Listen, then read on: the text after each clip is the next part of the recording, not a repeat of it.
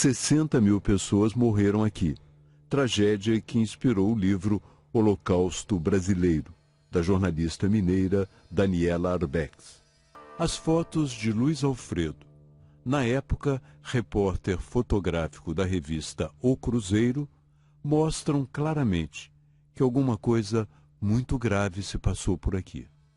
O título realmente é forte, a gente sabe que o Holocausto ele remete ao nazismo, mas assim como os judeus foram encaminhados para os campos de concentração nazistas em vagões de carga, os pacientes do Hospital Colônia também foram encaminhados para cá em trens, em vagões de carga. E quando eles chegavam nesses vagões, eles já tinham a sua condição, eles já eram desumanizados, né? Eles eram trazidos para cá, chegavam aqui, eles passavam por um banho de desinfecção, eles tinham as cabeças raspadas, eles eram uniformizados e tinham a sua humanidade confiscada. Então, assim, foi uma tragédia, claro que não na proporção dos milhões de judeus, mas foi uma tragédia também singular na nossa história. A maioria dos loucos que vinha para o hospício de Barbacena vinha trazida pelos trens. Tanto que surgiu em Minas, há muito tempo, uma expressão que existe até hoje, trem de doido. E o próprio escritor Guimarães Rosa já mencionou esse trem que trazia loucos para Barbacena num de seus contos. A gente reparando, notava as diferenças. Assim, repartido em dois, num dos cômodos, as janelas sendo de grades, feitas de cadeia, para os presos. Para onde ia no levar as mulheres, era para um lugar chamado Barbacena, longe. Para o pobre, os lugares são mais longe. É incrível, Soroco, sua mãe e sua filha, é um conto em que ele fala de Barbacena, ele cita a cidade de Barbacena e ele conta como foi a despedida do Soroco com os amores da vida dele, que eram duas pessoas consideradas loucas e que precisavam ser colocadas nesse trem da solidão coletiva. O livro menciona que apenas 30% dos pacientes tinham diagnóstico de doença mental. Sim, é uma estimativa de que eram encaminhados para cá. Eram homossexuais, militantes políticos, meninas que haviam perdido a virgindade antes do casamento, pessoas tímidas ou pessoas assanhadas, meninas que gostavam de brincar na rua com meninos e não eram bem vistas, e claro, os insanos. O livro tem esses personagens, por exemplo, a própria mãe, a Geralda, a mãe do João Bosco, ela era uma menina que foi estuprada pelo patrão, aos 14 anos de idade, engravidou, e para esconder essa gravidez, ela foi trazida para o Hospital Colônia, e onde ela permaneceu, teve o filho dentro do hospital, e depois, quando ele tinha 2 anos, eles tiraram essa criança dela, e ela nunca mais soube desse filho, e ele nunca soube dessa mãe. Então, assim, é um caso muito claro de alguém que não sofria qualquer tipo de doença mental e que foi trazida para cá porque passou a ser uma pessoa indesejável. E os choques elétricos? Eu li também no livro que os choques, das pessoas que ministrou, que eles eram ministrados sem nenhuma prescrição médica e que às vezes pessoas morreram nesse choque. Isso é uma das partes, eu acho que mais dramáticas dessa história, porque não havia uma finalidade terapêutica para o eletrochoque.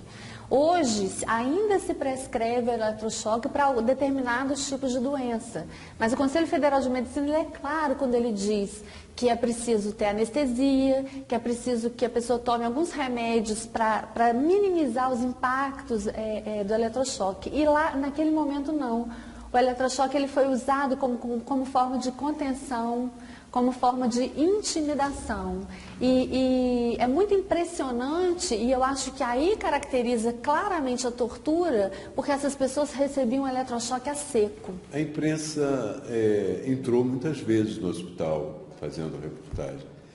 E, apesar disso, não houve nenhuma mudança naquela época. Não. Eu acho que é porque, eu acho que o que sustentou esse modelo da colônia, e que sustenta até hoje alguns hospitais psiquiátricos, é exatamente uma cultura eugenista de limpeza social. Isso era muito forte naquela época e isso permanece até hoje.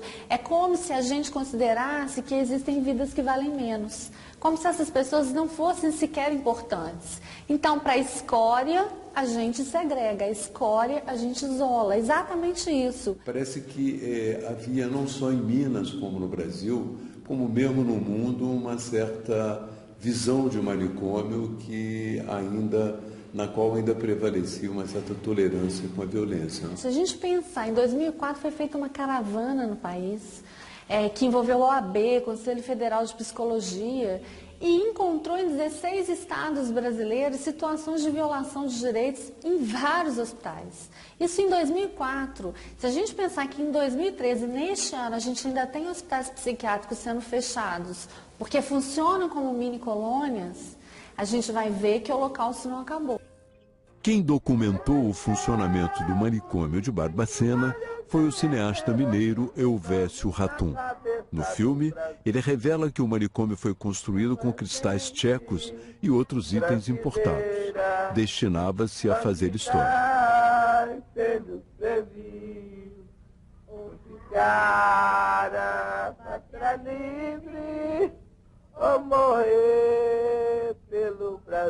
Eu me lembro como se fosse hoje, não tinha cama. Os pacientes dormiam no capim, no chão, e os doentes ali deitavam. De manhã, pelo fato do doente, né, pela doença mental dele, então defecava, urinava naquele capim. Então de manhã tirava aquele capim, estendia ali em frente ao torreão, para ser. Eram verdadeiros animais. Eu, quando comecei aqui em 62, trabalhava nessa parte de registro de pacientes, inclusive o Raul Soares e o Galba, na época, descarregavam ônibus aqui semanais de pacientes. Era 40, 50 cada remessa. Então era um Deus nos acuda. Orgulho do meu Brasil.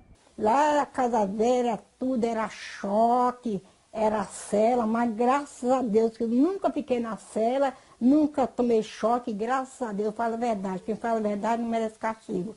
Eu nunca tomei choque, nunca fiquei na cela. Mas eu ficava com pena das outras, que ficava lá na cela, lá, aquela chuvada, molhando ela, tadinho, frio. Quando era tempo de frio, elas ficavam lá na cela, lá, as outras tomando choque, coteada. Isso eu ficava feliz. Choque, elas gritavam muito? Ela gritava muito, tadinha, ela gritava. Não tô fazendo nada com ninguém, não tô batendo ninguém, não, aquelas fraquinhazinhas, tadinha. Eu falava com o doutor assim, não faz isso não, doutor, não dá choque nela não. Ela não está batendo ninguém, ela não está fazendo nada com ninguém.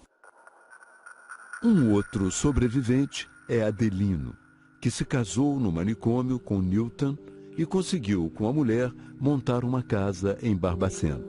Ele economizava e vendia rapé a ponto de se tornar importante entre pacientes e funcionários, porque emprestava dinheiro a juros. Conseguiu juntar um dinheirinho. Graças a Deus, eu emprestava o dinheirinho, né? Eu trabalhava, que é cruzeiro, mas é real não. Os guardas também pegavam, o funcionário pegava dinheiro emprestado com o senhor? Pegava, emprestava. Pagava? Pagava. Eu cobrava dinheiro no duro. A gente pagava. Se a gente considerar que hoje Barbacena é uma cidade que tem 28 residências terapêuticas funcionando bem, a gente vai ver que é a cidade com o maior número de residências terapêuticas em relação ao número de habitantes, proporcionalmente.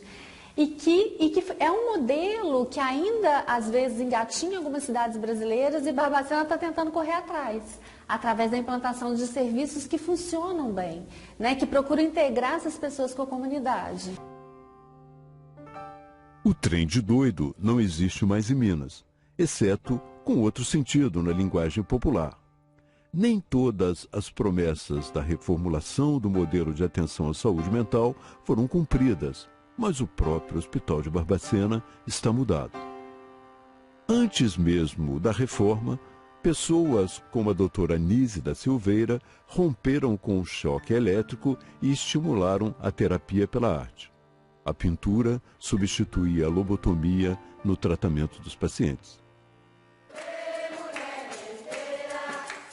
Nessa cerimônia de despedida da professora de música Regina Monteiro, os internos de Barbacena cantam e dançam em sua homenagem.